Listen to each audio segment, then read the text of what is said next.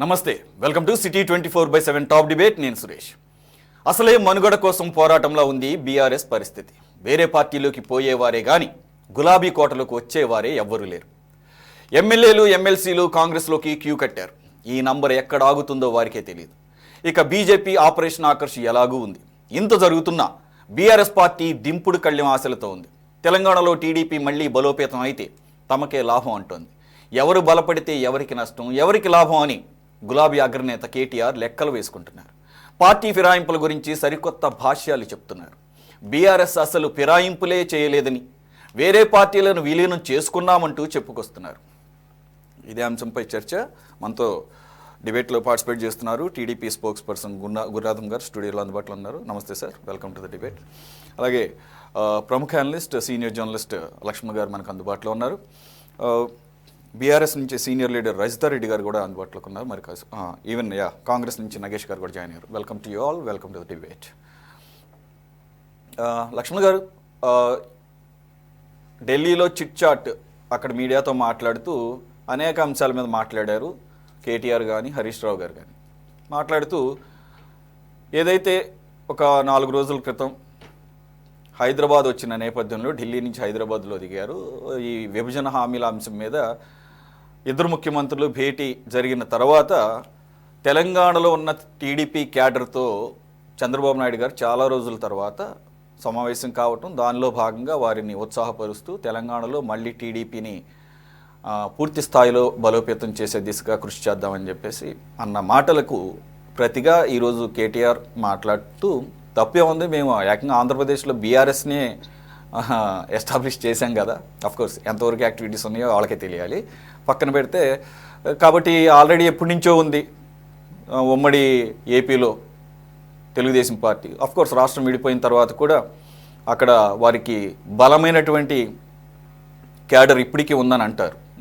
Of course కొద్దిగా last time ఈసారి కూడా ఎలక్షన్స్లో అంతగా పార్టిసిపేట్ చేయలేదు. బట్ 2014లో ఎప్పుడైతే రాష్ట్రం విడిపోయిందో అప్పుడు కూడా బాగానే పర్ఫామ్ చేసి దాదాపు 15 స్థానాలు గెలుచుకుంది తెలంగాణ తెలుగుదేశం.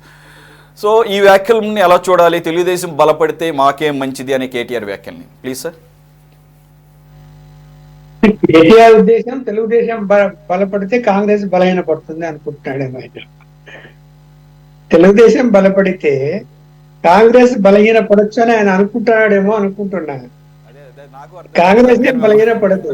తెలుగుదేశం బలపడితే బీఆర్ఎస్ పార్టీనే బలహీనపడుతుంది. ఎందుకు అంటే ఇవాళ ఎన్ని చెప్పినా కూడా బీఆర్ఎస్ పార్టీ మీద మళ్ళీ తిరిగి విశ్వాసం పుంజుకోవాలి అంటే ప్రజల్లో సమయం పడుతుంది. అలాగే కాంగ్రెస్ ఫెయిల్యూర్స్ ఎక్కువ ఉండాలి, అలాగే బీజేపీ పర్ఫార్మెన్స్ కూడా ఫెయిల్యూర్ కావాలి.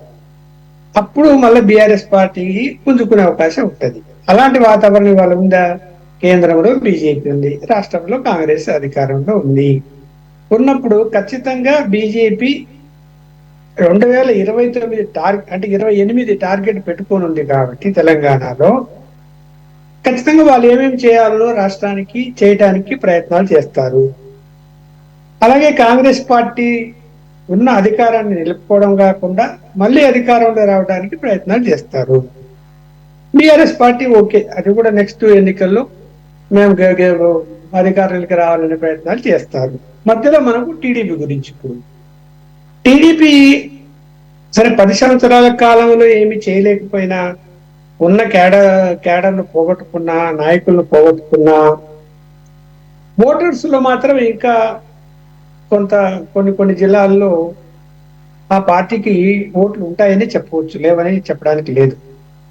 కాకపోతే ఏం జరిగింది మరి మొన్న 2023 అసెంబ్లీ ఎన్నికల్లో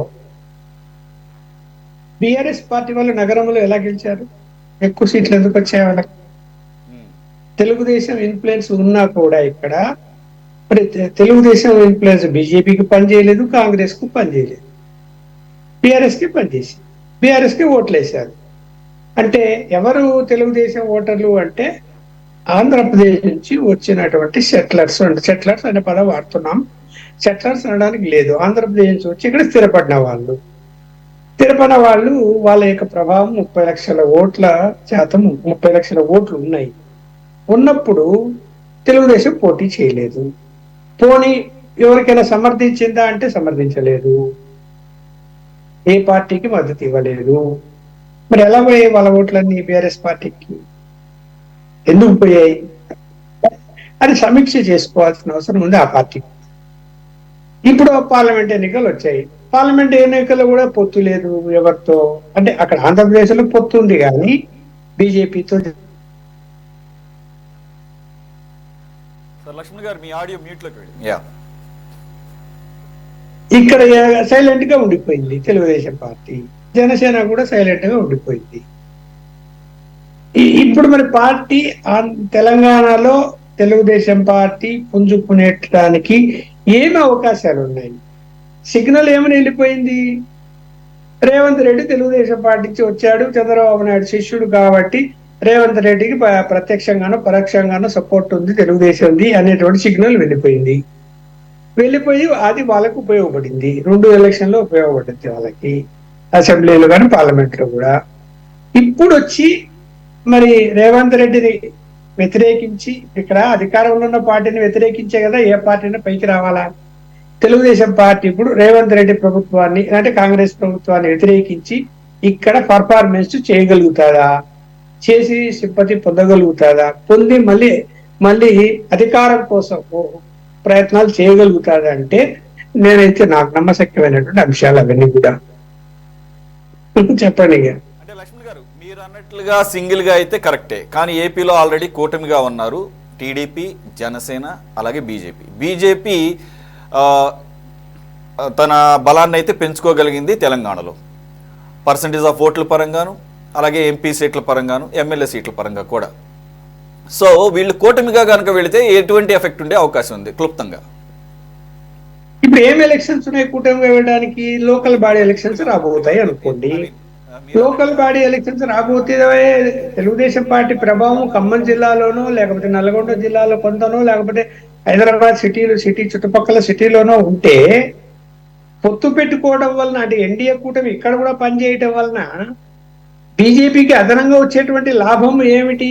అక్కడ ఎన్డీఏ కూటమిలో ఉన్నప్పుడు తెలుగుదేశము ఆంధ్రప్రదేశ్ లో ఇక్కడ తెలుగుదేశం అభిమానులు కానీ, లేకపోతే గనక ఒక సామాజిక వర్గం వాళ్ళు కానీ, లేకపోతే ఆంధ్రప్రదేశ్ నుంచి వచ్చిన ఓటర్లు కానీ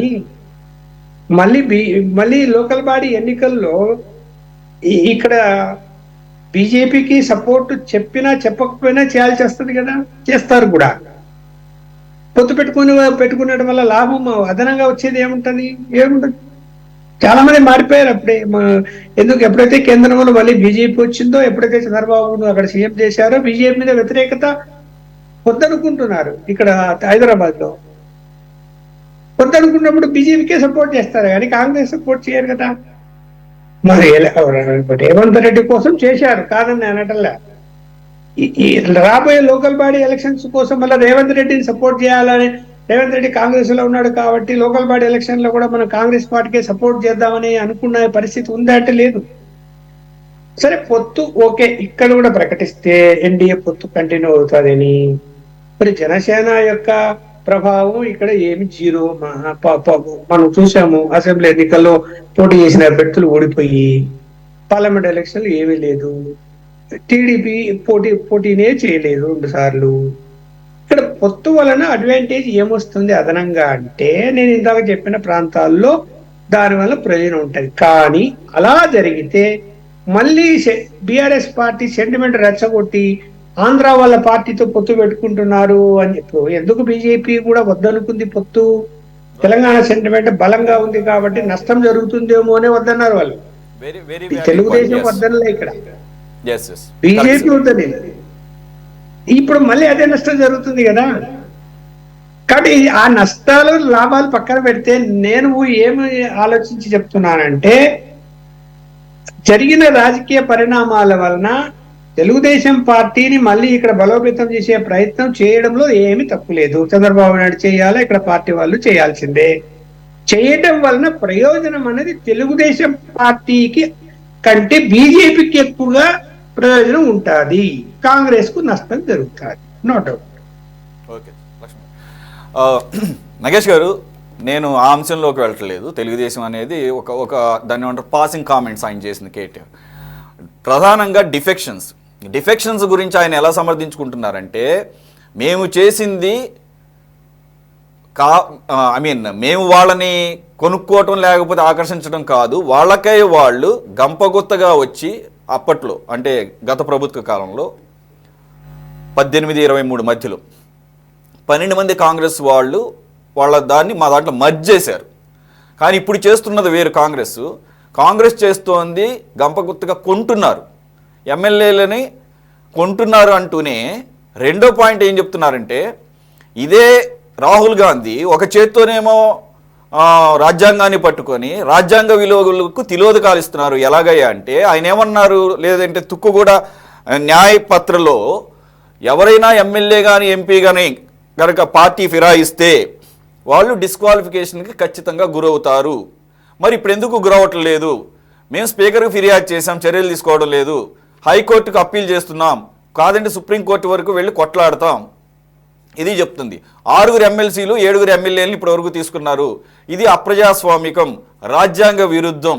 ఇది అలాగే రేవంత్ రెడ్డి ఎవరైతే కనుక పార్టీ మారుతారో వాళ్ళని రాళ్లతో కొట్టండి అన్నాడు.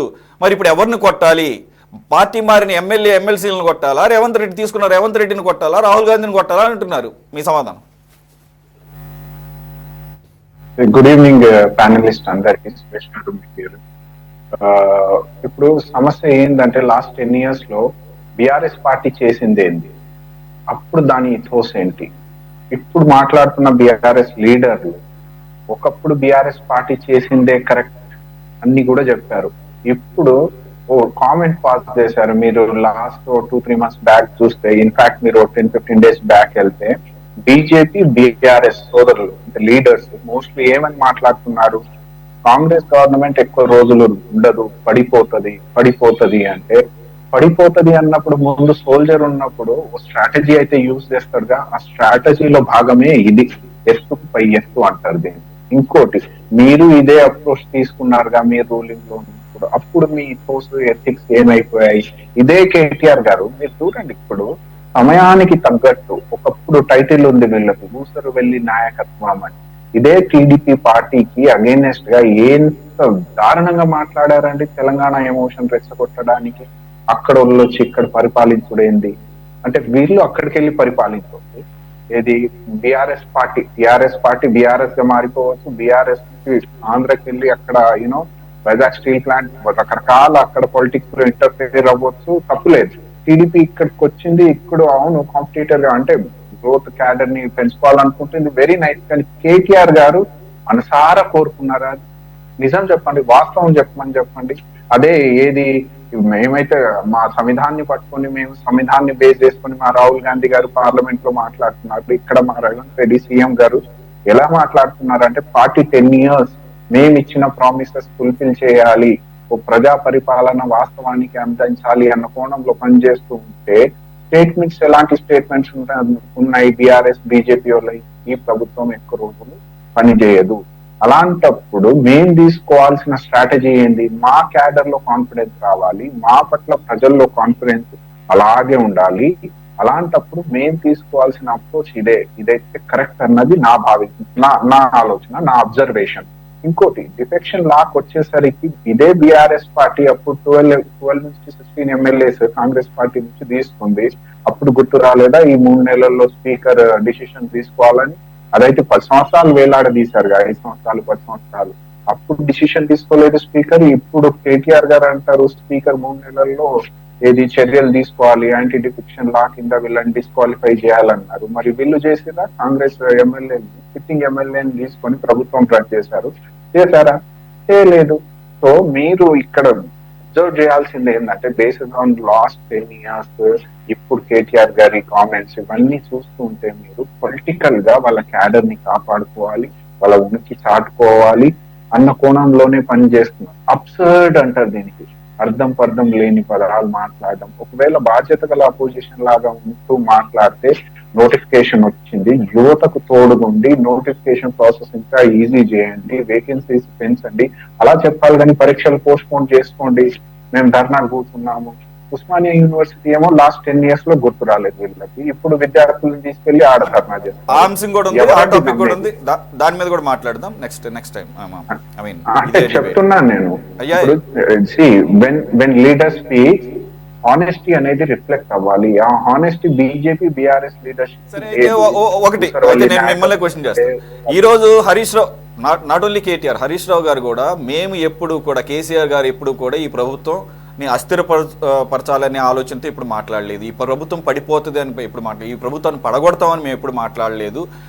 ఈ ప్రభుత్వం 5 సంవత్సరాలు ఉండాలి, వారి తప్పులు ప్రజలు గమనించాలి, అప్పుడు పాలకు పాలు నీళ్లకు నీళ్లు ప్రజలు తెలుసుకోవాలని చెప్పేసి ఆయన చెప్తున్నారు. నిజంగా అనలేదా, లేకపోతే అన్నట్టుగా మీరు ఏమైనా సృష్టించారా? వాస్తవానికి మీరే రికార్డ్ తెచ్చి చూడండి. ఎలక్షన్ అయిన కొన్ని రోజులకి 100 days పరిపాలన అప్పుడు హరీష్ రావు గారు, కేటీఆర్ గారు, కేసీఆర్ గారు కూడా ఉన్నారు నల్గొండ వేదికగా. అదేదో సభ మిమ్మల్ని అడిగాను కానీ number of times, not only Harish Rao, KTR, KCR, everybody said the same thing. Everybody saying it. So ఇక్కడ వాస్తవం ఏంటంటే, మీరు తెలంగాణ ప్రజల పక్షాన ఉండి పోరాడాలనుకుంటే అసెంబ్లీకి రమ్మని చెప్పండి, మోస్ట్ వెల్కమ్. మీ మీద స్క్రూటినీ ఉంది, 1 man కమిషన్ స్క్రూటినీ, అదేది PPA పవర్ పర్చేసింగ్ అగ్రిమెంట్ ఎలా ఎదుర్కోమని చెప్పండి. అంత నికాస్కైన లీడర్ అయితే ఇక్కడ ఓ టైటిల్ ఉందండి సురేష్ గారు, తెలంగాణలో ఊసర వెళ్ళి నాయకత్వం. అటు అంటే కలర్లు మార్చడం వీళ్ళకి కొత్త కాదు. ఏది మనం అంత గ్రావిటీగా సీరియస్ గా తీసుకోవద్దు. కేటీఆర్ గారి కామెంట్ కానీ రావు గారి comment KTR. But I mean నేను తర్వాత no, even you should be very cautious about the present situation, particularly the things happen today in OU. I'll come to that topic later on. Rajitha Reddy గారు, ఒకటి ఖచ్చితంగా ఈ ప్రభుత్వానికి కొంత గ్రేస్ పీరియడ్ ఇస్తామని చెప్పేసి అన్న వారం రోజులకే కేటీఆర్ గారి నుంచి, హరీష్ రావు గారి నుంచి, అలాగే అనేక మంది బీఆర్ఎస్ నాయకుల నోటి నుంచి ఈ ప్రభుత్వం పార్లమెంట్ రిజల్ట్స్ తర్వాత, అంటే మొన్న జరిగిన పార్లమెంట్ ఎన్నికల తర్వాత ఈ ప్రభుత్వం ఉండదు, ఈ ప్రభుత్వం మనుగడ లేదు. మరి అలాంటప్పుడు 64 టు బి ప్రిసైజ్ కాంగ్రెస్కి, 1 సిపిఐకి వచ్చినప్పుడు మరి మీరు 88 స్థానాలు 2018లో తెచ్చుకొని గంపగొత్తుగా 12 మందిని కలిపేసుకొని, ఏకంగా శాసనసభ పక్షాన్ని కలిపేసుకొని ప్రధాన ప్రతిపక్ష హోదా వచ్చినటువంటి కాంగ్రెస్కి ఆ హోదా లేకుండా చేసినప్పుడు ఈరోజు మీకు నైతికంగా ఏమీ హక్కు ఉంది? ముందుగా నమస్తే అండి అందరికీ. చూడండి, ఆ రోజు వచ్చిన కారణాలు వేరు. అప్పుడు వచ్చిన తెలంగాణ, కొత్తగా తీసుకొచ్చిన రాష్ట్రాన్ని సాధించిన అధినాయకుడు, రాష్ట్ర రథసారథి దగ్గర పనిచేస్తామని వచ్చిన వాళ్ళే ఎక్కువ. మా అంతలో మేము ఎవరింటికైనా పోయి కండువాలు కప్పిన దాఖలాలు ఉన్నాయండి. బీఆర్ఎస్ పార్టీ అధినేత ఎవరింటికైనా పోయి కండువా కప్పి చేర్చుకున్న దాఖలాలు మీరు ఎక్కడైనా చూసిండ్రా? ఎవరినైనా ఇంటికి పోయి ఆహ్వానించిన సంఘటనలు చూసిండ్రా? వాళ్ళంతటా వాళ్ళు తెచ్చుకున్న తెలంగాణను అభివృద్ధి పదంలో తీసుకుపోవాలి, మా నియోజకవర్గాలు కూడా బంగారు తెలంగాణలో భాగంగా ఉండాలి అని చెప్పేసి వాళ్ళంతటా వాళ్ళు వస్తే మేము విలీనం చేసుకున్నాం. దాన్ని చేసుకోవడం కాదు, విలీనం చేసుకున్నాం. వాళ్ళంతలా వాళ్ళు వచ్చి అడిగితే వచ్చిండ్రు, వాళ్ళంతలా వాళ్ళు వస్తేనే మేము చేర్చుకున్నాం. సో దానికి దీనికి నక్కకి నాగలోకంకున్నంత తేడా ఉందండి. ఈయన బీఆర్ఎస్ ఎమ్మెల్యేల ఇంటి చుట్టూ ఆయన నయానో భయానో బెదిరించుకుంటూ కాళ్ళ వెళ్ళబడుతున్నాడా, బెదిరిస్తున్నాడా, వాళ్ళ బిజినెస్ ల మీద దాడి చేస్తున్నాడా, వాళ్ళ విద్యా సంస్థల మీద దాడి చేస్తున్నాడా, మరి వాళ్ళకు డబ్బులు ఇచ్చి కొనుక్కుంటుండా, ఏమీ తెలియకుండా ఇవాళ రాత్రికి రాత్రి వాళ్ళ ఇళ్లలో పోయి కండువాలు కప్పొస్తున్నాడు. ఇట్లాంటి ముఖ్యమంత్రిని చరిత్రలో కూడా ఎవరు చూడలేదు. First time, this is the first ముఖ్యమంత్రి రేవంత్ రెడ్డి గారి అధ్యక్షతన కాంగ్రెస్ పార్టీలో జరుగుతున్న వింతలు ఇవన్నీ. ఒకవైపు తెలంగాణలో అసలు శాంతి భద్రతలు లేవు, విద్యా వ్యవస్థ పటిష్టంగా లేదు, నిరుద్యోగులు రోడ్డు మీదకి వచ్చిండ్రు. ఇవన్నీ కూడా ఇవాళ తెలంగాణ కొంగు బంగారమైనటువంటి సింగరేణిని వేలం వేస్తున్నా కూడా డైవర్షన్ పాలిటిక్స్ చేసుకుంటా రేవంత్ రెడ్డి గారు కండువాలు కప్పే పనిలో బిజీగా ఉన్నారు. ఇది ఈ రాష్ట్ర ప్రజలు చేసుకున్న దౌర్భాగ్యంగా అనిపిస్తుంది. ఈయన మార్పు అని వచ్చి గద్దెకెక్కిండు. ఈయన గద్దెకెక్కి ఏం చేస్తుండయ్యా అంటే, ఈయన ఎంబ్లం చేంజ్ చేసుడు, ఈయన ఇంకేవో కంచెలు తీసేసిన అని చెప్పుడు. అసలు ఈ మార్పు కోసం అండి ప్రజలు తీసుకొచ్చింది మిమ్మల్ని? ఇంతగా 10 ఏళ్లలో ఎనలేని అభివృద్ధి చేసిన కేసీఆర్ గారిని పక్కన పెట్టి నిన్ను తీసుకొచ్చిండంటే నువ్వు ఎంత బాధ్యతగా పనిచేయాలి, ఎంత నిజాయితీగా నువ్వు రాష్ట్రం పట్ల ఎంత ప్రేమతో ఉండాలి.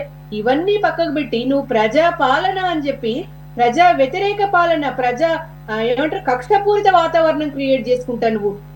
ఇవాళ సబ్బండ వర్గాలను ఇవాళ బాధల్లోకి నెట్టేసినావు.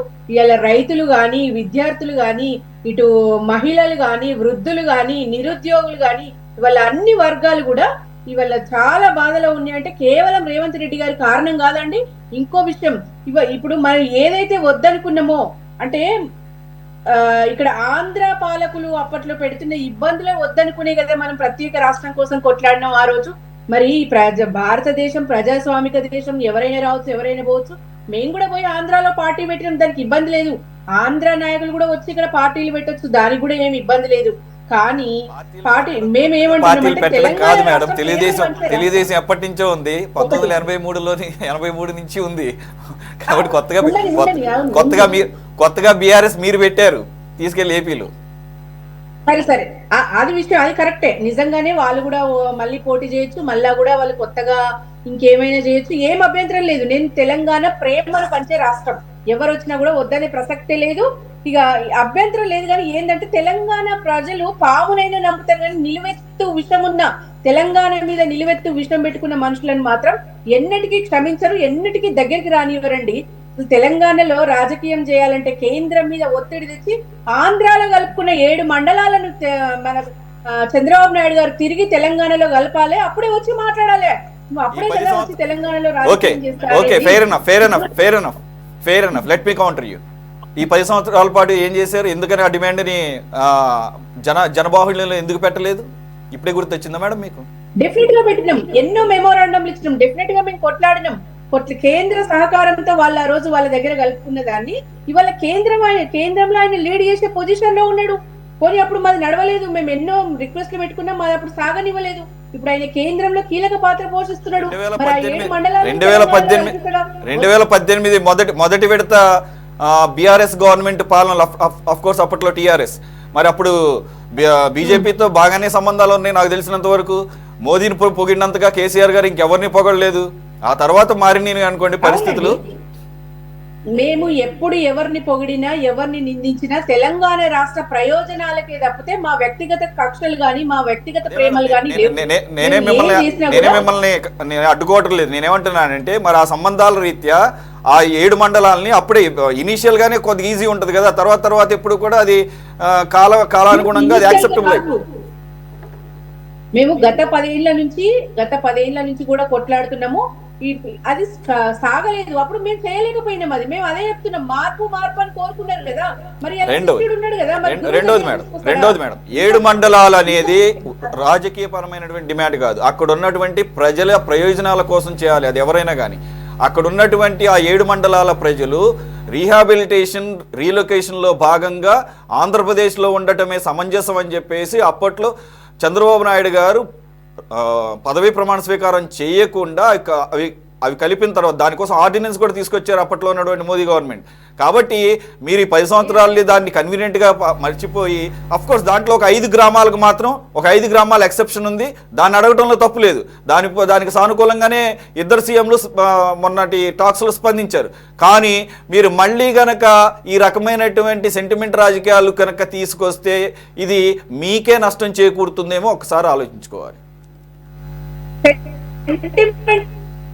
రాజకీయాలు చేయాల్సిన అవసరం బీఆర్ఎస్ స్వయంగా చంద్రబాబు నాయుడు గారే అన్నారు. గత 10 ఏళ్లలో గుజరాత్ కు మించిన అభివృద్ధి తెలంగాణలో జరిగిందని మొన్న ఆయనే మాట్లాడిండు. కేసీఆర్ పనితనాన్ని మెచ్చుకున్నాడు. ఇది ఈ రాష్ట్ర ప్రభుత్వానికి కనబడకపోయినా పక్క రాష్ట్ర ముఖ్యమంత్రి వచ్చి మెచ్చుకున్నాడు. దశాబ్ద కాలంగా చాలా అభివృద్ధి జరిగిందని మాట్లాడిండు. ఇందులో రాజకీయం ఏముందండి? తలసరి ఆదాయంలో దేశంలోనే నెంబర్ 1 అయిందని చంద్రబాబు నాయుడు గారే చెప్పారు. విభజన సమయంలో ఏపీ తెలంగాణ మధ్య దాన్ని ఎవరు డినై చేయరు. బట్ ఆల్రెడీ తెలంగాణకి హైదరాబాద్ అనే ఒక మకుటం ఒక మణి ఉంది. అది ఎప్పుడు కూడా ఉమ్మడి రాష్ట్రం నుంచి కంటిన్యూ అవుతుంది. దాన్ని ఈయన కొనసాగించారు. ఏది కక్షపూరితమైనటువంటి రాజకీయాలు చేయకుండా ఇక్కడ ఏపీలో జరిగినాయి అంటున్నారు, ఎందుకంటే విపక్షం అంటూ ఉంటుంది. జగన్మోహన్ రెడ్డి గారు ఆ లెగసీని కంటిన్యూ చేయకపోవడం. కానీ కేసీఆర్ గారు కానీ రాజశేఖర రెడ్డి గారు కానీ అలా రాజకీయ పరంగా ఆలోచించలేదు. ఆ హైదరాబాద్ అభ్యున్నతిని లేకపోతే దాని డెవలప్మెంట్ కంటిన్యూ చేశారు. That will eventually help the whole Telangana, right? దాన్ని ఎవరు కాదంటలేదు. చూడండి, అంటే దీంట్లో కేసీఆర్ గారి పాత్ర ఏం లేదు, దానంతలో అదే అవుతుంది. అంటే చూడండి, ఒక్కసారి విభజన సమయంలో నేను కేసీఆర్ గారు దాన్ని కంటిన్యూ చేశాను. నేను అదే చెప్తున్నా, ఏపీకి తెలంగాణకు మధ్య తలసరి ఆదాయం 35% వ్యత్యాసం ఉండే విభజన సమయంలో. అంటే 10 ఏళ్లలో 44% పెరిగిందని చంద్రబాబు నాయుడు గారే అన్నారు. మరి ఘనత ఎవరికి వస్తుందండి? కేసీఆర్ గారికి రాదా? హైదరాబాద్ ను విశ్వనగరంగా మార్చడా అని చెప్పిన పెద్ద మనిషి, మరి మొత్తం నేనే, అన్నిటికీ కారణం నేనే అని చెప్పే పెద్ద మనిషి, మరి 5 ఏళ్లలో అమరావతి ఎందుకు కట్టలేకపోయిండు? అదే పెద్ద మనిషి మరి హైదరాబాద్ నిర్మించిన ఆయన అమరావతిని ఎందుకు నిర్మించలేదని ప్రజల ప్రశ్న ఇది. ఇంకొకటండి, టీడీపీ గాని మోడీ గాని ఒకటే అండి. వాళ్ళ ఎంపీలతో మొన్న మోడీ భేటీ అయింది కదండి. ఎన్ని నిధులంటే అన్ని ఇస్తాను ఆంధ్రాకు, నేను నీకు బాగా కోఆపరేట్ చేస్తా గానీ తెలంగాణలో 8 ఎంపీ సీట్లు ఇచ్చినా కూడా తెలంగాణ రాష్ట్ర బొగ్గు గనులను వేలం వేద్దాము, తెలంగాణకు రిటర్న్ గిఫ్ట్ ఇద్దామని చంద్రబాబు నాయుడు గారే సలహా ఇచ్చినట్టు అనిపిస్తుంది ఈ వాతావరణం చూస్తుంటే. ఇప్పటికి కూడా ప్రజలు తెలుసుకోవాలి, ఈ టీడీపీ కాంగ్రెస్ కుట్రలు ప్రజలు తెలుసుకోవాలి. ఇంకో విషయం, ఇక్కడ 2014లో న్యాయంగా తెలంగాణకు రావాల్సిన 58,000 మెగావాట్ల కరెంటును ఎందుకు చంద్రబాబు ఆపేసిండో ఆయన దీనికి కూడా సమాధానం చెప్పాలి ఇవాళ తెలంగాణ ప్రజలకు. కాదు, ఊరు మంగళం మీద ఉన్నట్టు మీరు కాదు, ఇప్పుడు మీరు కాంగ్రెస్ తో పోరాడతారు కాదు, ఇప్పుడు మీరు కాంగ్రెస్ తో పోరాడతారా లేదా ఏపీలో ఉన్న చంద్రబాబుతో పోరాడతారా? రైట్, ఒకసారి తెలంగాణ ప్రయోజనాల కోసం టీడీపీ కాంగ్రెస్ బీజేపీ అందరితో మేము పోరాడతాం. ఎందుకంటే మాకు తెలంగాణ ప్రజా ప్రయోజనాలే కదా మాకు కావాల్సింది, మాకు అధికారం కాదు. మేము ఆనాడు పదవులను తృణప్రాయంగా విసిరిగొట్టిన పార్టీ అండి బీఆర్ఎస్ పార్టీ. పదవుల కోసం పనిచేసేది కాదు. ఇవాళ కేసీఆర్ ఎప్పుడు ఒకటే అంటుండేవాడండి, కేసీఆర్ ఎప్పుడు ఒకటే అంటుండే ఆ పునాదులను కొంత మర్చిపోయారు అని ప్రజలు భావించారు అనుకుంటాను ఈ రిజల్ట్స్ రావడానికి. Okay, let us see, it's not the end of the world, right? I will come back to you again.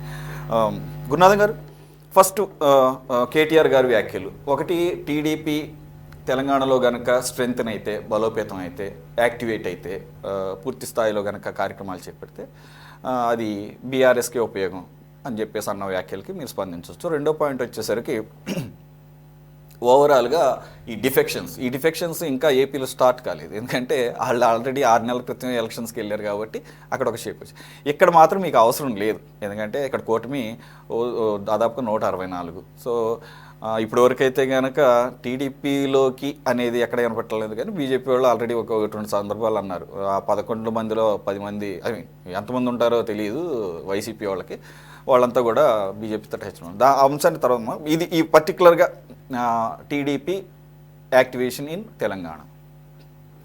అందరికీ నమస్కారం. మీరు చాలా ఇవాళ మంచి చర్చ పెట్టారు. ఇది సమాజానికి తెలియాల్సినటువంటి అంశం. యథాలాపంగా కేసీఆర్ గారు ఫస్ట్ స్టేషన్లో ఉన్నారు. ఆ ఢిల్లీ వెళ్ళి తెలుగుదేశం పార్టీ ఇక్కడ బలపడితే మాకు లాభం అని అన్నటువంటి వ్యాఖ్యలు ఏ విధంగా చూడాలంటే, మీ బీఆర్ఎస్ మా ఆంధ్రప్రదేశ్లో పెట్టారు ఇటీవల కాలంలో ఎలక్షన్స్ ముందు. మీకు అర్హత లేదు ఇక్కడ పెట్టడానికి. ఫస్ట్ ఆఫ్ ఆల్ తెలుగుదేశానికి తెలంగాణలో ఎప్పటి నుంచో ఉమ్మడి ఆంధ్రప్రదేశ్లో తెలుగుదేశం పార్టీ అక్కడ కూడా అధికారాన్ని చలాయించింది. అక్కడ కూడా జనమంతా ఉన్నారు, బ్రహ్మరథం పట్టారు అక్కడ సామాజిక వర్గాలు కూడా. నేను స్పష్టంగా చెప్పేది ఏంటంటే, 2010లో చంద్రబాబు నాయుడు గారు ప్రతిపక్ష నాయకుడిగా ఉన్నప్పుడు, రోసీ గారు ముఖ్యమంత్రిగా ఉన్నప్పుడు, సోనియా గాంధీ గారు ఈ యొక్క రాష్ట్ర ఏర్పాటు వాదంలో మనం తెలంగాణ విభజించాలనేటువంటి అంశంలో ప్రతిపక్ష నాయకుడిగా కూడా ఒక లెటర్ ఇచ్చాడు, విభజన చేసుకోవచ్చు అని. తెలంగాణకి తను అనుకూలంగా ఉన్నాడు, వ్యతిరేకంగా లేడు.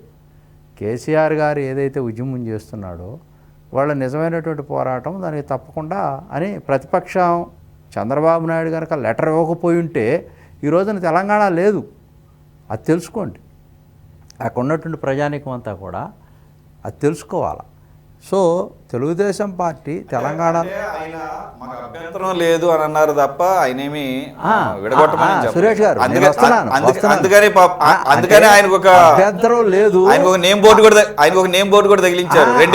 రెండు కళ్ళ సిద్ధాంతం అని ఆయనకు ఒక నేమ్ బోర్డు కూడా తగిలించారు. అభ్యంతరం లేదు ఇచ్చాడు, నో అబ్జెక్షన్ సర్టిఫికెట్. అట్లా తలుపులు వేసుకొని విభజించి అట్లా చేస్తారని మరి అనుకోవాలి. అది చీకటి కోణం. అంటే దాన్ని వ్యతిరేకించాడు తను. ఏదైతే విభజన చేశారో చేసినటువంటి తీరుతెన్నులు ఉన్నాయి చూసారా, పార్లమెంట్లో తలుపులన్నీ వేసుకొని అన్ని పార్టీలు కలిసి మనకి న్యాయం జరగకుండా తల లేనటువంటి మొండాన్ని ఇచ్చి పంపించారు చూసారా, అది జస్టిఫికేషన్ కాదు అని చెప్పేసి దాని మీద నుంచి వ్యతిరేకం చేసినటువంటి పోరాట యోధుడు చంద్రబాబు నాయుడు గారు. సో తెలంగాణలో పార్టీ, చంద్రబాబు నాయుడు పార్టీ బ్రహ్మాండంగా ఎదుగుద్ది. అక్కడ కేడర్ ఉంది, తప్పకుండా అక్కడ అవసరత కూడా ఉంది. ఇంకొకటి ఏంటంటే వీళ్ళ ప్లాను, అసలు తెలుగుదేశం పార్టీలో తాను ముక్కలే ఇవన్నీ కూడా. చంద్రశేఖర్ గారు కానీ, కేటీఆర్ గారు కానీ, అసలు వారి పేరే తారక రామారావు గారు.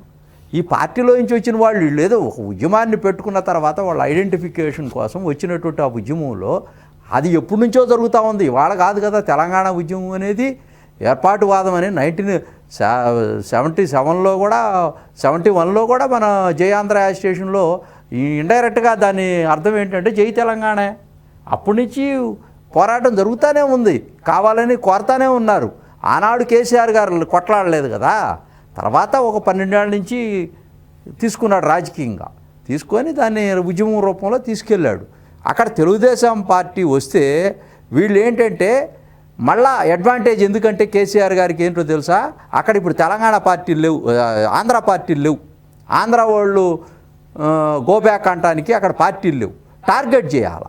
ఒకసారి పివి నరసింహరావు గారు నేను వెళ్ళినప్పుడు ఒక మాట అన్నాడు, మీరు అవకాశం ఇవ్వటం ఎలాగూ ఇప్పుడు మీకు ఏపీలో అధికారంలోకి వచ్చారు, ఇప్పుడు కేసీఆర్ ఒక రకంగా చూస్తే, జగన్మోహన్ రెడ్డి వైసీపీ, చంద్రబాబు నాయుడు టీడీపీలను రెండు పక్క పక్కన పెట్టి చూస్తే కేసీఆర్ గారు వైసీపీ వైపు మొగ్గు చూపాడు.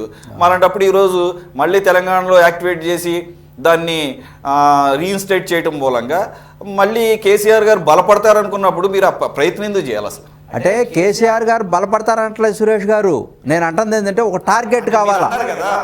వాళ్ళు తెలుగుదేశం అనే పార్టీని చూపించి మళ్ళీ ఆంధ్ర పార్టీలు, ఆంధ్ర రాజకీయాలు అంశం కోసం ఇప్పుడు అక్కడ లేదు ఆ అంశం. అలాంటప్పుడు అవకాశం ఇవ్వడం ఎందుకు అంటున్నారు? తెలంగాణలో అంశం లేదు సార్, అది ఉద్యమంకు పరిమితమైంది. ఆ ఉద్యమం తీసుకొచ్చినటువంటి నాయకుడికి 2 సార్లు పట్టం కట్టారు.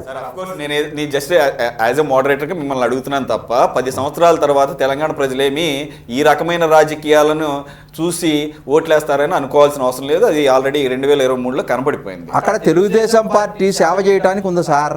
తెలంగాణ వాళ్ళే అక్కడ ముఖ్యమంత్రిగా ప్రకటిస్తారు సార్. ఆల్రెడీ కృష్ణయ్య గారిని అక్కడ తెలుగుదేశం పార్టీ కేడర్లో అప్పుడు ముఖ్యమంత్రిగా ప్రకటించారు. ఆయన ఇప్పుడు ఎక్కడ ఉన్నాడు చూసాం కదా ఆల్రెడీ. ఆయన అయారాం గయారాం అనుకోండి, ఈసారి పక్కాగా తెలుగుదేశం పార్టీ అక్కడ అధికారంలోకి వస్తుందంటే తెలంగాణ వాళ్ళ పరిపాలనే ఉంటుంది తెలుగుదేశం పార్టీలో కూడా. అక్కడ కేడర్ కూడా ఎదురు చూస్తూ ఉంది. తెలుగుదేశం పార్టీ ఏంటంటే విజనరీ, G5లో ఉన్నాడు చంద్రబాబు నాయుడు గారు. ఇండియా మొత్తంలో కూడా చూస్తా ఉన్నారు. అతని నాయకత్వంలో తెలుగుదేశం పార్టీ. మీరు యాక్టివిటీస్ అయితే పెంచుకోవచ్చు, కానీ ప్రస్తుత పరిస్థితుల్లో అయితే అక్కడ ఆల్రెడీ ముగ్గురు బలోపేతమై ఉన్నారు. వాళ్ళ మధ్యలో టీడీపీ అంటే ఏమన్నా కూటమి ద్వారా వెళ్ళి ఏమన్నా రాజకీయాలు చేస్తే ఒక రకమైన ఇంపాక్ట్ ఉంటుంది. నేనేం క్యాడర్ లేదంటే అక్కడ టీడీపీకి మంచి క్యాడర్ ఉంది, పర్టికులర్గా బోర్డర్ డిస్ట్రిక్ట్స్ లైక్ ఖమ్మంలో కానీ ప్రాంతంలో కానీ కాదండి. రైట్ సార్, వస్తాను మళ్ళీ. Let's move on to next.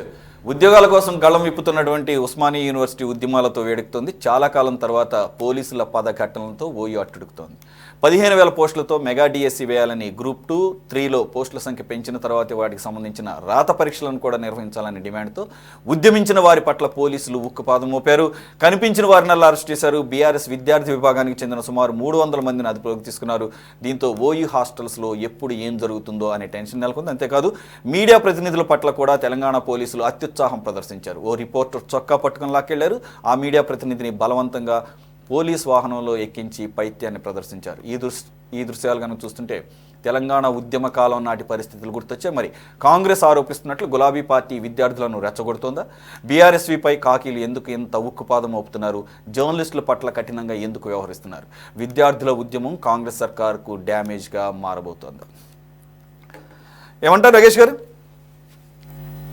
ఏంటి ఈ రకమైనటువంటి చర్యలు ఏమన్నా శ్రేయస్కరమైన శోభను తీసుకొస్తాయా ఈ కాంగ్రెస్కి? అందులోనూ 8 నెలలు అయింది పవర్లోకి వచ్చి. అందులోనూ స్టూడెంట్స్, ఆఫ్ కోర్స్ దాంట్లో రాజకీయాలు ఉంటాయి, నేను కాదంటలేదు. బీఆర్ఎస్ విద్యార్థి విభాగం ఉండొచ్చు, లేదంటే కనుక బీజేపీ విభాగాలు ఉండొచ్చు, లేదంటే మీ కాంగ్రెస్ విభాగాలు ఉంటాయి, నేను కాదంటలేదు. కానీ what is the message you are going to send out to the Telangana community and Telangana people? The Telangana people gave us a mandate to rule the state. మేము క్లియర్ కట్ గా ఉన్నాం, ప్రజా పరిపాలన ఆర్థికంగా తెలంగాణ బలపడాలి, అన్నెసెసరీగా తెలంగాణ యూజ్ అయ్యాయి, కాళేశ్వరం చాలా కరప్షన్, అవన్నీ మినిమైజ్ చేసుకొని అవన్నీ కవర్ చేసుకుంటూ ముందుకు తీసుకెళ్ళాలి. ఓ అద్భుతమైన పరిపాలన, 10 years కి సరిపోయే పరిపాలన, ఆ మినిమం బ్లూ ప్రింట్ ముందుకెళ్తుంది ఆ నాయకత్వం. అందులో భాగంగానే మీరు బీఆర్ఎస్ నాయకత్వం మొత్తం మా కాంగ్రెస్ కి రావడం, కాంగ్రెస్ లీడర్షిప్ మీద కాన్ఫిడెన్స్ తో రావడం, అదొక ఫ్రస్ట్రేషన్. సెకండ్ ఫ్రస్ట్రేషన్ ఏంటంటే అపోజిషన్ లో ఉండి కూడా ఏం చేయలేకపోతున్నాం అనే ఫ్రస్ట్రేషన్ కేసీఆర్ గారి నుంచి హరీష్ రావు గారు, కేటీఆర్ గారి వరకు అది ఏర్పడుతుంది. నాగేష్ గారు ఇక్కడ మాత్రం ఈ అంశంలో మాత్రం నేను రాజకీయాలకు అతీతంగానే మాట్లాడదలుచుకున్నాను. ఇక్కడ పాయింట్ ఏంటంటే ఫ్రస్ట్రేషన్లు ఇవన్నీ పక్కన పెడదాం కాసేపు. ఏం అడుగుతున్నారు, డిమాండ్స్ ఏంటి? ఒకటి, డిఎస్సిని వాయిదా వేయండి. అది న్యాయబద్ధమైనటువంటి అంశమే కదా, ఎందుకంటే ఆంధ్రప్రదేశ్లో కూడా వాయిదా వేశారు. ఆ టెట్కిను డిఎస్సికి మధ్యలో గ్యాప్ పెంచాలని, ప్రిపరేషన్ టైం కావాలని చెప్పేసి. అంటే నేను ఇదేమి ఒక డెసిషన్గా చెప్పటం లేదు, కన్సిడర్ చేయడంలో తప్పే ఉంది, డిమాండ్లో తప్పే ఉంది అంటున్నా. రెండోది, డిఎస్సి సంఖ్య పెంచాలని, మెగా డిఎస్సి చేయాలని చెప్పేసి. ఇవన్నీ కూడా ఏ రాష్ట్రంలో అయినా వినపడేయే కదా, దానికి అంత రియాక్షన్ అవసరమా? సురేష్ గారు, మీరు మనం వెరీ నైస్ మీ వ్యూ మీరు చెప్పారు, కానీ ఏం మాట్లాడిన ముందు మనం హిస్టరీని బాగా అనలైజ్ చేసి మాట్లాడాలి. లాస్ట్ 10 years నుంచి ఉద్యోగాలు లేక యువత వెక్కలబోతుంది, రైట్? ఇప్పుడు కొత్త అధికారం వచ్చినప్పుడు ఆ పేపర్ లీకేజ్ తో ఆగమైన యువతని ఆదుకోవాల్సిన అవసరం. సెకండ్, ఎగ్జామ్ ని పోస్ట్ పోన్ చేయండి అనేది మంచి కల్చర్ కాదు. పేపర్ లీకేజ్ ఎంత ఎమర్జెన్సీ, ఎంత వర్స్ట్, పోస్ట్ పోన్ చేయడం కూడా అంతే వర్స్ట్. పోస్ట్ పోన్ ఎవరు చేస్తారంటే అడ్మినిస్ట్రేటివ్ సెటప్ అవతల ఏపీలో సరిగ్గా ఇప్పుడు కొత్త వచ్చారు కాబట్టి అడ్మినిస్ట్రేటివ్ సెటప్ ఆ స్ట్రక్చర్ కరెక్ట్ ఇన్స్టాల్ అవ్వలేదు కాబట్టి వాళ్ళు పోస్ట్ పోన్ చేస్తున్నారు. ఇక్కడ రెడీమేడ్ లాస్ట్ 6 months నుంచి అడ్మినిస్ట్రేటివ్ సెటప్ కోసం శతవిధాలుగా 18 hours మా నాయకుడు సీఎం గారు పనిచేస్తున్నారు. ఓ బెస్ట్ ఎగ్జామ్ కండక్ట్ చేయాలి, లీక్ ప్రూఫ్ ఎగ్జామ్ కండక్ట్ చేయాలి, యువతకు ఉద్యోగాలు ఇవ్వాలి అన్న కోణంలో డిఎస్సి నోటిఫికేషన్ వచ్చిన తర్వాత, డేట్ దగ్గర వచ్చిన తర్వాత పోస్ట్ పోన్ చేయమని ఎవరంటారండి? పొలిటికల్ వెండేటా, పొలిటికల్ కోణంలోనే కొందరు నాయకులు రెచ్చగొడుతున్నారు. అందుకోసమే ఉస్మానియా గడ్డ మీద ఉస్మానియా యూనివర్సిటీ వేదికగా చూసుకున్నారు. 20 మంది బీఆర్ఎస్ కార్యకర్తలే ఉన్నారు. మీరు అది అబ్జర్వ్ చూడండి, అంటే అది అబ్జర్వ్ చేయాల్సిన అవసరం ఉంది. సో ఇక్కడ డిఎస్సి పోస్ట్ పోన్ కన్నా టైమ్లీ డిఎస్సి అవ్వడం మంచిది. ఎందుకంటే వయోపరిమితి దాటుకున్న వాళ్ళకి మనం న్యాయం చేయొచ్చు. అదొక్కటే కోణం కాదండి, మహిళలు ఉన్నారు, మ్యారీడ్ కపుల్స్ ఉన్నారు, కొందరు అన్ఎంప్లాయిడ్ యూత్, పెళ్లి అవుతుంది ఉద్యోగం వస్తే అని ఎదురు చూసుకున్న వాళ్ళు చాలా మంది ఉన్నారు. మీరు ఇవి కూడా చూడాలి. ఆర్థికంగా రూరల్ ఇండియా నుంచి, రూరల్ తెలంగాణ నుంచి వచ్చిన యువత ఎక్కువ ఉంటది. హాస్టల్లో కోచింగ్ ఫీజులు దండుకుంటున్నారు, మిస్యూజ్ ఆఫ్ మనీ. అంటే ఒకరి కమర్షియల్ ఇంట్రెస్ట్ మీ నుంచి ఆన్సర్ రాబట్టడం కోసం నేను క్వశ్చన్ అడిగింది. అయితే అది ఓకే కాదంటలేదు. మరి అలాంటప్పుడు వాళ్ళు ఓయూ క్యాంపస్ వేదికగా ఆందోళనలు, నిరసనలు తెలియజేస్తున్నారు అనుకుందాం. ఏమైంది? ప్రపంచానికి తెలిస్తే, లేకపోతే తెలంగాణకి తెలిస్తే, ఆఖరికి మీడియా ప్రతినిధులను కూడా ఆ రకంగా మ్యాన్ హ్యాండింగ్, హై హ్యాండెడ్నెస్ చూపించాల్సిన అవసరం ఏంటి? ఇవి విమర్శలకు దారితీయదా? వన్ థింగ్ మీరు కొన్ని గ్రహించాల్సింది ఏంటంటే ప్రో పర్టికులర్ బీఆర్ఎస్ పార్టీ అనను, ప్రో బీజేపీ పార్టీ అనను, ప్రో కాంగ్రెస్ పార్టీ అనను. There are certain segment of media functioning for a proneness. అది బీఆర్ఎస్ కి, బీజేపీకి పనిచేస్తున్న వాళ్ళ ఇంటెన్షన్ కరెక్ట్ ఉంటుందా? మీరు చెప్పండి. మన ఫ్రీ మీడియా ఇండెక్స్ లో ఎక్కడున్నాం? వర్స్ట్ ఉన్నాం, పాకిస్తాన్ కన్నా కింద ఉంది. అంటే మనం వన్ సైడెడ్ బయాస్నెస్ చేస్తుంది మన మీడియా, అది అగ్రీ చేసుకోవాల్సింది. అంటే ఇంకోటి, జెన్యూన్ మీడియా పర్సన్ ఎవరైతే రేషనల్ న్యూస్ ఇస్తున్నారో నాకు తెలిసి వాళ్ళైతే కారు అందులో. ఇక్కడ మీరు చూడాల్సింది ఏంటంటే మీడియాను కూడా ఇన్వాల్వ్ చేసుకొని, కొందరు బీఆర్ఎస్ నాయకులు, యాక్టివిస్ట్ ఇన్వాల్వ్ చేసుకొని ఒక ప్రీ ప్లాన్ అప్రోచ్ తో మీరు అబ్జర్వ్ చేయాల్సింది ఇది కాదు. ఇంపార్టెంట్ ఏంటంటే లాస్ట్ 10 years బీఆర్ఎస్ రూలింగ్ లో ఉన్నప్పుడు కేసీఆర్ గారు అదే యూనివర్సిటీని ఉద్యమం గడ్డగా యూజ్ చేసుకున్నారు సెల్ఫ్ ఇంట్రెస్ట్ అధికారం కోసం. కానీ ఏనాడైనా ఉస్మానియా యూనివర్సిటీలో కరికులం రిఫార్మ్ చేసిరా, ఫీ స్ట్రక్చర్ రిఫార్మ్ చేసిరా, లేకపోతే ఉస్మానియా యూనివర్సిటీ అన్ఎంప్లాయ్మెంట్ తో వెలవెలబోతూ ఉంటే ఆదుకున్నారా? అవన్నీ లేవు. ఇవన్నీ పొలిటికల్ ప్రొపగండా కోసం చేస్తున్నారు. దానికి హై హ్యాండెడ్నెస్ తీసుకోవాల్సిన అవసరం ఉంది. అలా తీసుకుంటే అలాంటి సిచ్యువేషన్ మళ్ళీ రాకుండా ఉంటాయి ఉస్మానియా గడ్డ మీద అన్న కోణంలోనే మా సీఎం గారు అంత హాష్, ఈ గవర్నమెంట్ అంత హాష్ గా వ్యవహరిస్తుంది వాళ్ళ పట్ల. అంతే తప్ప యువతకి న్యాయం చేయాలన్న దిశ అయితే డెఫినెట్ ఉంటుంది. DSP లో టైమ్లీ రిక్రూట్మెంట్ అవ్వాలి, ఎంప్లాయ్మెంట్ పిలిపించవాలి. Point taken. ఇప్పుడు లా అండ్ ఆర్డర్ అవ్వచ్చు, రకరకాల కారణాల చేత చేసినా కానీ what is the message the people going to receive? I mean ఇది చాలా సెన్సిటివ్ థింగ్. అది కొద్దిగా బ్యాలెన్స్డ్గా చూడాల్సిన అవసరం ఉంది. Okay, right. I will come back to you again. Rajitha Reddy గారు, ఈరోజు ఓయూలో జరిగినటువంటి నిరసన కార్యక్రమాలను ఆ రకంగా పోలీసులు అంటే జులుం ప్రదర్శించారు అనేది వినపడుతోంది. దీనిలో రాజకీయ కోణమే ఎక్కువ ఉంది. ఎందుకంటే అక్కడ బీఆర్ఎస్ విద్యార్థి విభాగం వాళ్ళు కూడా ఎక్కువ మంది లేరు. ఆ 10 మంది 20 మంది తప్ప వెనకాల ఎవరు పెద్ద స్టూడెంట్స్ లేరు. ఏం చెప్తారు? ఇది ఎంత దారుణమైన విషయం అండి. ఇలా డిఎస్సి వాయిదా వేయాలని విద్యార్థులు ఉధృతంగా సమ్మె చేస్తుంటే సీఎం పట్టించుకోడా అండి? ఈ విద్యార్థులను వెంటాడి విద్యార్థులను, జర్నలిస్టులను కూడా వెంటాడి సోదరికి నా క్వశ్చన్, ఎంతమంది విద్యార్థులు ఉన్నారు? 20 మందా? ఉస్మానియా యూనివర్సిటీలో 20 మంది విద్యార్థులే ఉన్నారమ్మా. అందులో 10 మంది బీఆర్ఎస్ యాక్టివిస్ట్. తెలుసా మీకు? మీరు రిపోర్ట్ చూసారా? మీరు ఇందాక అన్నారు కదా, కాంగ్రెస్ ఎంబ్లం నుంచి లోగో మారుస్తుంది, రైతులు, మహిళలు, నిరుద్యోగులు అందరు రోడ్ల మీద ఉన్నారు. ఒక్క ఇన్సిడెంట్ చెప్పలేదు. మీరు మాటకు మాత్రం చెప్పేశారు. మీరు అన్నారు ఇందాక 7 మండలాలు give a track and TDP welcome. ఏంటమ్మా కాంట్రడిక్టరీ? టీడీపీకి వెల్కమ్ చెప్తున్నారు, 7 మండలాలు కూడా అడుగుతున్నారు. అది పాసిబుల్? పార్లమెంట్ లో చట్టం వచ్చింది, మీకు అవగాహన ఉంటుందా? అంటే ఒక్కసారి మండలాలు ఒక రాష్ట్రంలో వెళ్ళిపోయిన తర్వాత గివ్ అస్ బ్యాక్ అని మళ్ళీ టీడీపీని వెల్కమ్ అంటున్నారు. మీ డబుల్ స్టాండర్డ్ ఇక్కడ ఏర్పడుతుంది. మీరు క్యాపిటల్ ఇన్కమ్ పెంచామంటున్నారు. ఏం చేసింది BRS government per capital income పెరగడానికి? ఓ సపరేట్ ఇన్స్టిట్యూషనల్ సెటప్ ఏమైనా పెట్టిందా? ఎంతమంది యువతకి లేదమ్మా. ఓ రిపోర్ట్ చెప్పండి మీరు సార్. మీరు ఇక్కడ చూడండి మన ప్యానెలిస్ట్ కేసీఆర్ గారు అంటారు ఏంటంటే ఆంధ్రాలో బాగుంటది అంటారు. కేసీఆర్ గారు మనం అనేక డిబేట్ లో పార్టిసిపేట్ చేసాం. Let us maintain the decorum of the debate. Okay, మీరు రీజనబుల్ కౌంటర్ ఏమైనా ఉంటే ఆ ఒక్కదాని వరకే అలౌ చేస్తారు. Continuous disruption will not be allowed. Rajitha Reddy గారు, కంటిన్యూ ప్లీజ్. దయచేసి మీరు ఫస్ట్ పద్ధతులు తెలుసుకోండి. మీరు పాలన అది చేసినట్టే మీరు టీవీలో కూడా మాట్లాడితే ఎట్లండి? 1 లక్షలాది మంది డిఎస్సి అభ్యర్థుల ఆక్రందన కాంగ్రెస్ సర్కార్ కు వినబడటం లేదా, కనబడటం లేదా అని అడుగుతున్నాం. ఇవాళ మీరు కొలువులు మీకైతే వచ్చినాయి, మీరైతే గద్దెకెక్కిర్రు. మరి రాజకీయంగా మీకు కొలువులు వస్తే సరిపోతాయా? ఉద్యోగాలు యువతకు అవసరం లేదండి? గతంలో మీరు ఓయూ విద్యార్థులు ఏమన్నాడు రేవంత్ రెడ్డి గారు? అడ్డా కూలీలు అని చెప్పిండు, విద్యార్థులను ఎగతాళి చేసిండు, తిన్నది అరిగేదాకా అరుస్తారని చెప్పి మాట్లాడిండు, బదనాం చేసిండు వాళ్ళను. సిద్ధాంతం, ఆలోచన లేని అవారా బ్యాచ్ అని అవగాహన చేసిండండి విద్యార్థులను గతంలో. అంటే అధికారం వచ్చినాక అదే ఉస్మానియా యూనివర్సిటీని మళ్ళా రణరంగంగా మార్చిండ్రు. డిఎస్సి అభ్యర్థుల మీద పోలీసులను ప్రయోగించి అణచివేస్తారండి వీళ్ళు. 100 మందిని అన్యాయంగా అరెస్ట్ చేసి అక్రమ కేసులు పెట్టి ఇవాళ వాళ్ళు ఏమైనా సీఎం సీట్ అడిగిండ్రండి? వాళ్ళు ఏమైనా వస్తున్నారా? గుర్తుపెట్టుకోండి, ఒకటే గుర్తుపెట్టుకోండి, ఉస్మానియా యూనివర్సిటీ దేశ సరిహద్దుల్లో లేదా? మన దేశంలో లేదండి. మరి ఎందుకు ఇన్ని నిర్బంధాలు, ఎందుకు ఇన్ని బలగాలు, ఎందుకు మళ్ళా ఉద్యమం నాటి పరిస్థితి ఎందుకు తీసుకొస్తున్నారు?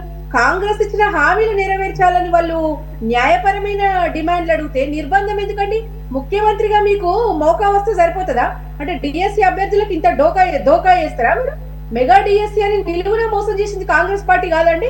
ఇప్పుడు ప్రిపరేషన్ కి టైం ఇవ్వమనంటే వాళ్ళ టైం ఇవ్వకపోతే వాళ్ళ భవిష్యత్తు ఏం కావాలో చెప్పండి. న్యాయపరమైన డిమాండ్లు అడిగితే ఆడబిడ్డలను అర్ధరాత్రి దాకా వీళ్ళు అరెస్ట్ చేసి నిర్బంధించరండి. అంటే పార్టీ ఫిరాయింపుల మీద ఉన్న టైం వీళ్ళు నిరుద్యోగులకు ఇవ్వరా? మరి ఇన్నాళ్ళు కాంగ్రెస్ పార్టీని భుజాల మీద మోసిన ఈ సోకాల్డ్ మేధావులు ఎక్కడున్నారు? ఇవాళ ఎందుకు మాట్లాడతలేరు? మరి ప్రశ్నించే గొంతుకలు అని చెప్పి వచ్చిన మధ్య మరి ఇప్పుడు ఎక్కడ మూగపోయిన వీళ్ళంతా? ఈ ప్రశ్నించే గొంతులు ఏడికి పోయినాయి? కోదండరామ్ గారు ఎక్కడ పోయిండు? నిరుద్యోగుల దగ్గరికి ఎందుకు వస్తలేడు? ఇవాళ సరే గుడ్డి ప్రభుత్వానికి గుణపాఠం చెప్పడానికి నిరుద్యోగులతో కలిసి మళ్ళా ఉద్యమం చేయడానికి టీఆర్ఎస్ పార్టీ రెడీగా ఉంది. ఒక్క నిమిషం, ఒక్క నోటిఫికేషన్ కూడా కాంగ్రెస్ ప్రభుత్వ హయాంలో రాలేదు. పెట్టుకొని కేసీఆర్ పిల్లల గారు భవిష్యత్తు ఇచ్చిన ఆడుకుంటా నియామక ఉన్నారు పత్రాలను- టీఆర్ఎస్ వాళ్ళు. ఒక్క నిమిషం మాట్లాడనివ్వండి. కేసీఆర్ గారు ఇచ్చిన నియామక పత్రాలను ఈ గవర్నమెంట్ ఇచ్చింది. ఆ 30,000 కూడా ఉద్యోగాలు కూడా ఓయూని వీళ్ళకి అడ్డం ఆదాలు పెట్టుకొని ఇస్తున్నారు. టీఆర్ఎస్ ఇంకొకటి. పిల్లల భవిష్యత్తు ఇంకొకటి. నాశనం చేస్తున్నారమ్మా ఇంకొకటి. మీ రాజకీయాల కోసం. ఇంకొకటి అదే చెప్తున్నా నేను, రాజకీయాల కోసం వాళ్ళు ఓయూని చదువుకోలేదండి. అడ్డం పెట్టుకొని విద్యార్థుల యొక్క వాళ్ళ భవిష్యత్తుని ఉద్యోగాల నాశనం కోసం చేస్తున్నారు సార్ అంటే మేడం. మీరు ఒక్క మీకు నిమిషం. అధికారం కాదు, కోసమే విద్యార్థుల సమస్యలు పట్ల అక్కడి నుంచే అవగాహన పునాది లేదా అని వేస్తా ఉన్నారు. అనకండి. మీరు పిల్లల విద్యార్థుల భవిష్యత్తుతో నేను చెప్పేది ఏంటంటే, ఆడుకుంటున్నారు. polite. ఒకవేళ వందలాది మంది స్టూడెంట్స్ ఉంటే 20 మంది అరెస్ట్ అయ్యారు, 10 మంది టిఆర్ఎస్ యాక్టివిస్ట్. ఇక్కడ 20 మంది కన్నా ఎక్కువ లేరు మన యూనివర్సిటీ. మీరు ఫ్యాక్ట్స్ చెక్ చేసుకోండి. 7 నెలలలో కాంగ్రెస్ ఒక్క నోటిఫికేషన్ అయినా ఇచ్చిందా? కేసీఆర్ గారు ఇచ్చిన నియామక పత్రాలు వీళ్ళు ఇచ్చిర్రు. దాదాపుగా 2,18,000 గ్రూప్ వన్ నోటిఫికేషన్ ఉద్యోగాలను యాక్టివ్ భర్తీ ఉంది, ప్రక్రియలో గ్రూప్ టూ పూర్తి యాక్టివ్ చేసింది ఉంది, BRS party. Ma'am nursing 1,60,000 notification fulfil కూడా భర్తీ చేస్తాం. చేసింది ఆల్రెడీ. వినండి, టిఎస్పిఎస్సి ద్వారా 68,000 ఉద్యోగాలను భర్తీ చేసింది. పోలీస్ రిక్రూట్మెంట్ బోర్డు ద్వారా రజితారెడ్డి గారు 58,000 రజితారెడ్డి గారు నోటిఫికేషన్స్ గురించి మీరు అడిగారు, నగేష్ గారు స్పందిస్తున్నారు. లెట్ హిమ్ బ్రీఫ్ గా. నర్సింగ్ లో పోస్టింగ్ ఇచ్చి అఫీషియల్ ఆర్డర్ ఆఫర్ లెటర్స్ ఇచ్చాము. గ్రూప్ 1 నోటిఫికేషన్ యాక్టివ్ ఉంది, గ్రూప్ 2 యాక్టివ్ ఉంది, పోలీసింగ్ యాక్టివ్ ఉంది, ఇప్పుడు పిఎస్సి యాక్టివ్ ఉంది. మీరు ఏ నోటిఫికేషన్ అడుగుతున్నారు మేడం? మీరు అవగాహన లేకుండా వేరే ప్రపంచం నుంచి వచ్చి మాట్లాడుతున్నట్టు ఉన్నారు డిబేట్ లో. మీరు ఫ్యాక్ట్ గా చెప్పండి, మీరు వాస్తవంగా చెప్పండి. వందలాది మంది విద్యార్థుల నిరసన ఎక్కడ జరిగింది? ఏ నెలల్లో మీరు ఎన్ని నోటిఫికేషన్లు ఇచ్చిరో చెప్పాలి. మెగా డిఎస్సి 25,000 అన్నారు. అదే చెప్పాను కదా మేడం. 11,000 సరిపెట్టిర్రు. 11,000 సరిపెట్టిర్రు. 5,500 కేసీఆర్ గారు ఇచ్చిర్రు నోటిఫికేషన్. మీరు జస్ట్ ఇంకో 5,000 యాడ్ చేసి ఇలా 11,000 అన్నారు. 11,000 తక్కువ నోటిఫికేషన్ అంటున్నారా మీరు? అంటే మెగా నోటిఫికేషన్ అంటే మీకు అర్థం ఏంటి? ఇప్పుడు 7,000 బీఆర్ఎస్ ఇచ్చింది అనుకుందాము, 11,000 కాంగ్రెస్ గవర్నమెంట్ డబుల్ చేసి అప్రాక్సిమేట్లీ ఇస్తే ఇబ్బంది ఏంది మీకు? మీరు రెచ్చగొట్టే భాష ఎందుకు వాడతారు? మీరు సరిగా ప్రిపేర్ అయ్యి రాలేదు. 11,000 కాదు, 5,500 కేసీఆర్ ప్రభుత్వం ఇచ్చిర్రు. దానికి మీరు 5,500 యాడ్ చేసి మీకు కరెక్ట్ గా తెలియదు అనుకుంటా, తెలుసుకోండి. అది రెండు కలిపి 11,000 మీరు డిఎస్సి నోటిఫికేషన్ చూసారా అమ్మా? నంబర్స్ ఎన్ని ఉన్నాయి ఒక్కసారి చెప్పండి అమ్మా. ఏజ్ లిమిట్ ఎంతో తెలుసా అమ్మా? దాన్ని మీరు పోస్ట్ పోన్ చేయమంటున్నారు. ఎంత ఆర్థికంగా బర్డన్ స్టూడెంట్స్ పైన. కోచింగ్ కమర్షియల్ కోచింగ్ ఇంట్రెస్ట్ లో డబ్బులు ఎక్కడి నుంచి తీసుకొస్తారమ్మా? లాస్ట్ ఇయర్ మాన్సూన్ పడలేదు, పంటలు చేసినందుక మన రైతులు ఆగమైన సంఘటనలు ఉన్నాయి మీ రూలింగ్ లోనే. అమ్మా మీరు కొంచెం గ్రహించాలి. మాన్సూన్ చాలా ఇంపార్టెంట్ మనకు. మన దగ్గర ఉన్న యువత అంతా రూరల్ బ్యాక్గ్రౌండ్ నుంచి వచ్చిన వాళ్ళే. వాళ్ళకి సరైన కాలంలో వర్షాలు పడితేనే ఆర్థికంగా హైదరాబాద్ లో ఉండగలుగుతారు. మీరే అన్నారు పర్ క్యాపిటల్ ఇన్కమ్ ఎక్కువ అని. పేదరికంలో స్టూడెంట్స్ వచ్చి ఏ విధంగా ఉంటారమ్మా? అలాంటప్పుడు డిఎస్సి టైంకి అయిపోవాలి కదా. అంటే మీరు ఏం చెప్పాలనుకుంటున్నారు? డిఎస్సి పోస్ట్ పోన్ చేయాలనుకుంటున్నారా? సరే, BRS party 3 months expenses, administrative expenses ఆ యువతకి ప్రతి ఒక్కరికి న్యాయం చేయబోతుంది, ఫైనాన్షియల్ ఇన్పుట్ ఇస్తుంది అంటే మీరు డిక్లేర్ చేయండి మీడియాలో. ఆ విధంగా ముందుకు రండి. అంత చిత్తశుద్ధిగా ఉంటే తెలంగాణ యువత పట్ల. లాస్ట్ 10 years లో ఒక్క నోటిఫికేషన్ ఇవ్వలేదు. ఏం మాట్లాడుతున్నారు మేడం? మీరు పోస్ట్ పోన్ చేసి నిరుద్యోగ భృతి ఇవ్వండి 4,000. మీరు మేనిఫెస్టోలో పెట్టే కదా గద్దెకెక్కిర్రు. ఎగ్జామ్ పోస్ట్ పోన్ చేసి నిరుద్యోగ భృతి ఇవ్వాలా? ఇప్పుడు మేడం ఇంటింటికి ఉద్యోగం, దళితుడు సీఎం, 3 ఎకరాలు, ఇవన్నీ ఎవరన్నారు మేడం? ఏవైతే కాంగ్రెస్ పార్టీ మేనిఫెస్టో రూపంలో అది డెఫినెట్ గా వస్తాయి. 200 యూనిట్ కావచ్చు, ఇంద్రమ్మ ఇల్లు కావచ్చు, నిరుద్యోగ భృతి కావచ్చు, డెఫినెట్ గా ఇస్తారు మేడం. దానికి టైం 6,60,000 కోట్ల ఏది ఆర్థికంగా బడ్జెట్ పడ్డది. ఎందుకు తెలుసా మేడం? అప్పుడు ఉన్నప్పుడు ఫిస్కల్ రెస్పాన్సిబిలిటీ అనేది పాటిస్తుంది గవర్నమెంట్. మీకు టెక్నికల్ గా ఏమైనా అర్థమైందా మేడం? నేనేమంటున్నాను, ఆర్థికంగా అప్పుల తెలంగాణ అయినప్పుడు ఫిస్కల్ రెస్పాన్సిబిలిటీ అనేది పాటిస్తుంది. ఆస్టరిటీ మెషర్స్ అంటారు దీనికి ఇంగ్లీష్ లో. అయితే తెలుగులో మీకే తెలియాలి. అది పాటిస్తున్నప్పుడు మీరు ఏమి అంటున్నారు? నిరుద్యోగ అభివృద్ధి ఇచ్చేయండి ఇప్పుడే అంటే డిఎస్సి పోస్ట్ పోన్ చేసుకోండి. ముఖ్యమంత్రి గారు కేవలం పేర్ల మార్పుకి ఎందుకు వ్యాలిడ్ గా క్వశ్చన్ ఇవ్వండి. అందుకే అంటున్నాను, valid opposition is good for democracy. Statistic ఉండాలి, దానికి నంబర్స్ మాట్లాడాలి. ఈ డైవర్షన్ వద్దండి, ఈ డైవర్షన్ పాలిటిక్స్ వద్దు. మీరు చేత అన్యాయం చేయండి, విద్యార్థులకు న్యాయం చేయండి. ఇది రజితారెడ్డి గారు, రజితారెడ్డి గారు, నాగేష్ గారు, నిరుద్యోగులు, రజితారెడ్డి గారు, నాగేష్ గారు మీరు ఇద్దరు వర్తమానలేనని మాట్లాడవద్దు. ఇద్దరు కూడా వ్యాలిడ్ పాయింట్స్ రైజ్ చేశారు. ఒక రెస్పాన్సిబుల్ ఆన్సర్సే వచ్చినాయి. People will decide, okay, students of Telangana will decide. అక్కడ రెండు వైపులా అక్కడ ఆలోచన చేయాల్సిన అవసరం ఉంది. నగేష్ గారు అన్నట్లు పోస్ట్ పోన్ చేయడం వలన ఎంతమంది పిల్లలు ఇబ్బంది పడతారు అది కూడా ఆలోచన చేయాలి ఇప్పుడు ఉన్నటువంటి పరిస్థితుల్లో. అలాగే పోస్ట్ పోన్ చేయటం అనేది ఎంతవరకు సమంజసం, ఆల్రెడీ ఒక ప్రాసెస్ స్టార్ట్ అయిన తర్వాత. అలాగే ఏపీ తెలంగాణను కంపేర్ చేయడం కూడా అఫ్కోర్స్ నేను కోట్ చేశాను, కానీ అది అంత కంపారిజన్కి కాదేమో. ఎందుకనంటే ఇక్కడ గవర్నమెంట్ ఇప్పుడే వచ్చింది కాబట్టి అడ్మినిస్ట్రేషన్గా ఇంకా వాళ్ళు చాలా ఇనిషియల్ స్టేజెస్లో ఉన్నారు. అఫ్కోర్స్ ఇదంతా కూడా administration decision. Laxman garu will clarifies. I will conclude with Laxman garu, please. సమస్య వచ్చినప్పుడు లాఠీ చార్జీ జరిపించడం వల్ల ప్రయోజనం ఉండదు. నిరుద్యోగులు రకరకాలుగా వాళ్ళ యొక్క మనోభావాలు ఉంటాయి. ఎక్కడెక్కడి నుంచో పల్లెల నుంచి వచ్చి సిటీలో ఉంటూ పరీక్షలకు ప్రిపేర్ అయిపోయి, ఉద్యోగాల కోసం ప్రిపేర్ అయిపోయి అనేక చిన్న చిన్న ఉద్యోగాలు చేసుకుంటూ బతుకుతూ ఉంటారు. ఉన్నప్పుడు ఏంటంటే అసలు వాళ్ళ డిమాండ్ ఏంటి అనే విషయంలో లాఠీ చార్జ్ అవసరం లేదు. అది అధికారులు రావాలా, వాళ్ళు పిలవాలి, కూర్చోబెట్టాలి, సమస్యలో వినాలి. అలాగే అది పరిష్కరించరాని సమస్య అయితే కనుక దాన్ని ఎక్స్ప్లెయిన్ చేయాలి వాళ్ళకి అర్థమయ్యేటట్టు. ఇప్పుడు డిఎస్సి వాయిదా వేయారా లేదని కానీ వేస్తే వారి నష్టం ఏంటి, వేయకపోతే లాభం ఏంటి? వాళ్ళు కూడా నిరుద్యోగులే కదా, ప్రిపేర్ అయి ఉంటారు, ఆల్రెడీ ఆశలు పెట్టుకొని ఉంటారు. అది కూడా ఆలోచించాల్సిన అంశమే. అలాగే వీళ్ళ సమస్య కూడా ఆలోచించాలి. అంతేగాని ఇప్పుడు మధ్యలో మీడియా ప్రతినిధులు ఏం చేస్తారు? ఇప్పుడు ఏదైనా ఒక చోట గొడవ జరుగుతుందంటే మీడియా ప్రతినిధులు వెళ్తారు, కవరేజ్ కోసం వీడియోలు తీస్తారు. వీడియోలు తీయద్దు అంటే ఆపేస్తారా? ఇప్పుడు ఇవాళ మొబైల్ ఫోన్లు వచ్చిన తర్వాత మీడియా పర్సన్స్ తీయకపోయినా దారిని పోయే వాళ్ళు, పక్కనున్న వాళ్ళు తీస్తారు, తీసి మీడియా సంస్థలు పంపుతారు. అవి రావా? వస్తాయి కదా టీవీలలో. కాబట్టి ఆపుతారా? పబ్లిక్ లో జరిగేటువంటి ఏ గొడవలు కూడా జనమే వీడియోలు తీస్తున్నప్పుడు మీరు మీడియా పర్సన్ మీద దాడి చేయడము అనేది, పోలీసులు కూడా అప్పుడప్పుడు ఓవర్ యాక్షన్ చేస్తుంటారు. అంటే మేమేదో గవర్నమెంట్కి అనుకూలంగా పనిచేస్తున్నాము అనేటువంటి మెహర్బాని పొందటానికి. అక్కడ గవర్నమెంట్కి అనుకూలం ప్రతికూలం కాదు. ఒకవేళ అక్కడ చేసే వాళ్ళు గవర్నమెంట్కి వ్యతిరేకంగా ఉండొచ్చు, మీరు గవర్నమెంట్కి అనుకూలం అనే ఆలోచన మీకెందుకు వస్తుంది? అది law and order. Law and order problem ఎలా సాల్వ్ చేయాలి? చాలా ఓపికతో ఉండాలి, వాళ్ళతో మాట్లాడాలి, ఘర్షణ లేకుండా చూడాల్సిన బాధ్యత ఉంటుంది. కానీ ఘర్షణ కానీ మేము లాఠీ చార్జ్ చేస్తాం, కొడతాము అంటే కాదు కదా. ఇక్కడ చర్చలు అనేవి జరగాలి. ఎవరు వాళ్ళు ఎంత కష్టపడి చదివింటారు, పల్లెల నుంచి వచ్చి ఎన్ని అవస్థలు పడి చదివింటారు, తల్లిదండ్రులు ఎన్ని అవస్థలు పడి వాళ్ళకి డబ్బులు పంపించుంటారు. ఇవన్నీ కూడా రాజకీయ పార్టీ నాయకులందరూ ఆలోచించాలి, పరిష్కార మార్గం ఎతకాలి తప్ప లాఠీ చార్జ్ చేయడం కరెక్ట్ అయిన పద్ధతి అయితే కాదు. Okay, right. గురునాథన్ గారు చివరి మీకు ఇస్తున్నాను. అంటే కోర్స్ మీకు తెలుగుదేశం పార్టీ తరఫున మీకేమో అక్కడ దీంట్లో పాత్ర లేకపోయినా కానీ మీరు ఎలా చూస్తారు ఈ ఇష్యూ? అనేది ఆల్రెడీ అందరూ కూడా ప్రిపేర్ అయి ఉన్నప్పుడు కొన్ని సందర్భాల్లో చాలామంది పేదవాళ్ళు ఉంటారు.